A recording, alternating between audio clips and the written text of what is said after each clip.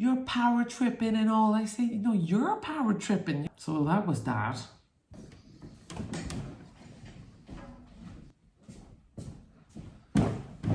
Hello, we're back for a brand new episode. I don't know if that's the most catchy catchphrase. Anyway, I hope everyone's well. It's the beginning of the year recording this, so New Year's resolutions in place. Last year, I think I had too many resolutions. I packed my schedule with all this things I was going to do, and by February I was burning out because I just really overshot everything, and then it kind of had a whiplash effect where I just kind of didn't do anything at all, and the whole year was a write-off. So that was very that did not feel good, man. And looking back on my year, I realized I haven't achieved a lot. So this year we're taking a new approach, going with a bit more of a sustainable way of doing things. I won't go into the details, but one thing that I'm very proud of is whistling with my fingers. That was something I've always wanted to do. I'm practicing and it's coming along. So look at this. First time. Usually it takes me a few goes. Let me try again.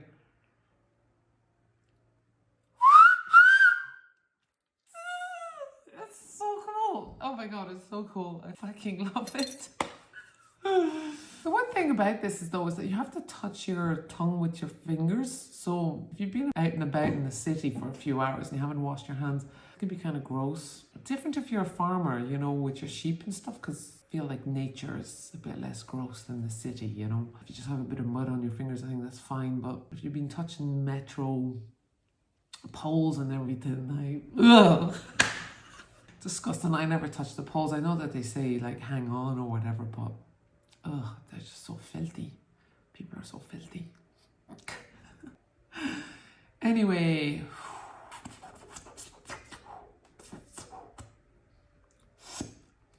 there's all these weird things you can do with your tongue.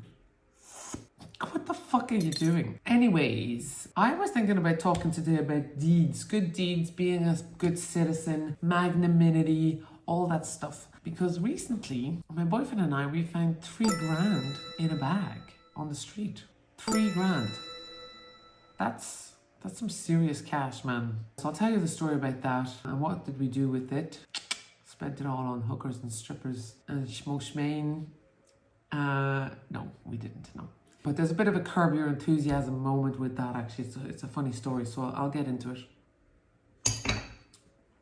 So my boyfriend and I, Saturday night, walking down the street, having a good time, and he sees this man bag on the floor, like a man bag like this, and he keeps walking. I'm like, wait a minute, let's check it out. So we open it, and we find this passport, Bangladeshi passport, and a wad of cash. Here's actually a picture of the night. So I'm blurring out the passport details to not dox the guy.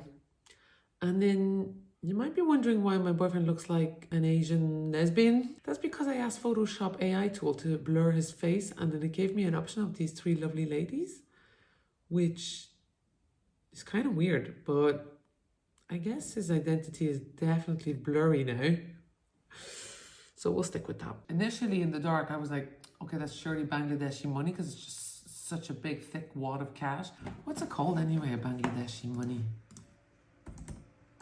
Taka. We look around trying to find the owner, couldn't find it, asked some guys, it wasn't theirs. So we take it home going, okay, we'll bring it to the embassy or bring it to the police or whatever. That's when in the next morning my boyfriend looks at the cash and then realizes 3,000 euros in cash. So being the good people that we are, we're like, right, well, we got to bring it back to this guy. I mean, I was thinking not to be racist or stereotypical, but this poor guy is probably fresh off the boat. This guy really needs the cash, right? We got to get it to him. So try calling the number on the passport, wasn't answering. On the Tuesday morning, I go to the Bangladeshi embassy to bring back the passport. What the plan was to keep the cash, to leave a note for the guy to say you can come collect your cash, but I didn't want to give the money to some randomers in some random office. It's just a bit too tempting for most people. And I was thinking if the guy doesn't come to get it, we might as well keep the cash because why give it to someone else, right? Walk into the embassy, which was completely empty, nobody really queuing or anything. Anyway, I get to the counter and I say, hey, I found this passport. And he says, oh, whose passport is that? I was like, I don't know, this guy's. And they look at the passport and they say, I know this guy. This guy came round an hour ago to renew his passport. He was all upset because he'd lost it and all this stuff. I said, well, there it is. So I gave them my contact. I said, if he wants to contact me, he can come and do that. So they were delighted. They were like, thank you so much, yada yada. So an hour later, the guy calls and I give him my address so he can come pick up the cash. So the guy rocks up, well-to-do guy, looks perfectly normal, nice man. You know, he's absolutely delighted. I give him the cash and he says, oh, thank you so much. You know, I'll remember this for the rest of my life. Thank you so much and everything. We get chatting and he explains, oh, he's just opened a kebab shop here in Lisbon. And he says, oh, I have 30 kebab shops in Poland. So I'm doing the quick maths going,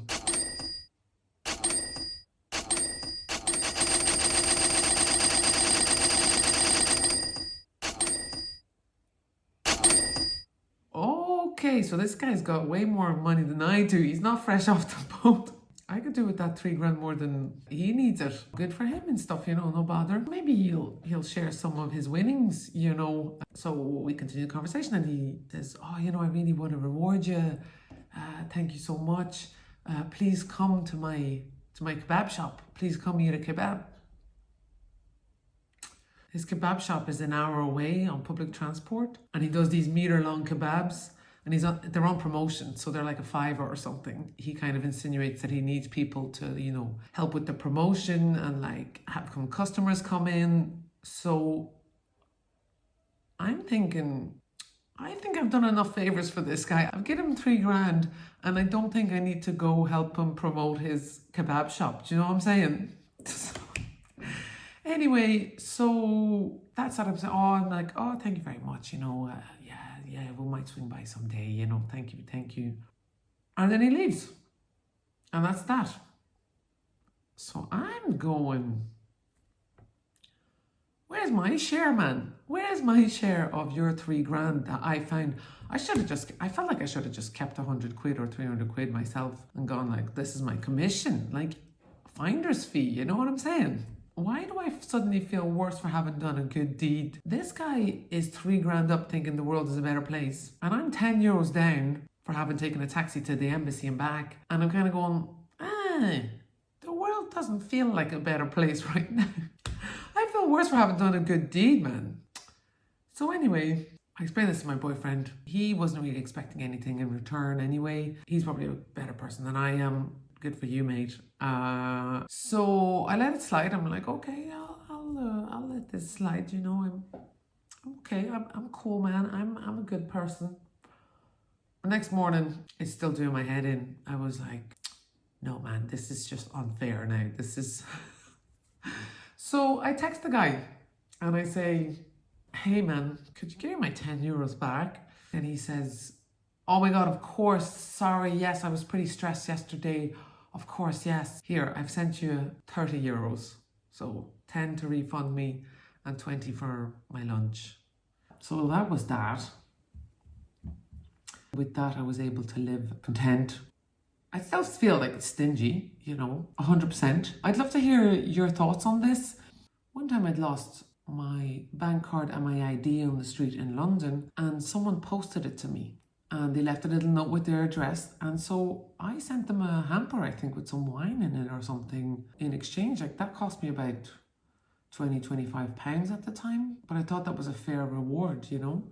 Anyway, lately I was kind of thinking, man, I could have really done with those 3 grand. Some friends have told me I would have kept the 3 grand, just given back the ID. I do believe in karma. And if I had kept the money, I would have paid for that money in other ways, especially since your man's name was linked to the money, essentially. Like his passport was next to the cash. That was his cash. It did not belong to me. If the cash was just a bag of cash with no identity attached to it, I definitely would have kept the money, for sure. But anyway, yeah, being a good citizen, right? How to be a good citizen and how to not take the piss. I got some other, funny stories about that. This is less to do with a good deed, but it's kind of more calling people out on their despicable behaviour. So I'm on the tube in London, early morning, and then there's this guy, watching YouTube videos, but like super loud, really obnoxious, right? And the next thing I know, he starts sparking up a cigarette. And I look around and people are squirming, kind of walking away because the smell is so intense in the morning. Also, it's like purely illegal to smoke on the tube. Like, this is crazy behaviour, right? So I'm looking around, I'm going, there's no one going to intervene. So I tell the guy, I say, hey man, would you put out your cigarette? Next thing he goes, yo, fuck you, you know, I do what I want or whatever, you're power tripping. And I say, no, you're power tripping. You're power tripping with your cigarette. Like, can you not see you're bothering everyone? Anyway, we go, start having like a bit of a altercation.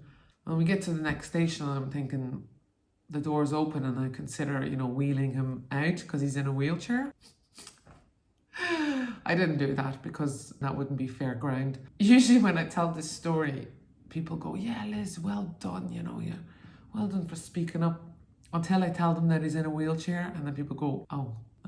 Thing is, I wasn't going to let this guy slide just because he's in a wheelchair. I mean, because there might be people on the train who have, you know, lung issues or health issues that, you know, can't enable them to be around smoke. So I'm not going to fucking give this guy a pass. But it's very funny when you see the people's faces drop and kind of go, oh, yeah. But yeah, I just feel like you have to speak out. Would I have spoken out if the guy wasn't in a wheelchair? 100%. I wasn't, you know, thinking this is going to be an easy target or something because he can't move properly. Then there was another situation with this guy on a bus. He was eating soup on a bus and there was chicken wings in his soup or something. And he starts like sucking on the chicken wings and then putting the bones on the floor in the bus. So I'm like, what the hell? Again, this when I was leaving the bus, because I knew that this would be a problem, but I stand up as I'm about to leave. I go, hey man, are you going to pick that up? He goes off on one. He goes, yeah, you shut the fuck up or whatever. I do what I want. You tranny or whatever. You don't call me a tranny. I'm not transsexual, but I don't really find that it's an offensive thing. I don't think there's anything wrong with being a transsexual. So I was like, whatever, man. Yeah, you tranny. He wasn't going to get up off his arse either because there might be a pattern here. Because I know he had his soup basically and it would have been hard for me to attack me if he was really pissed.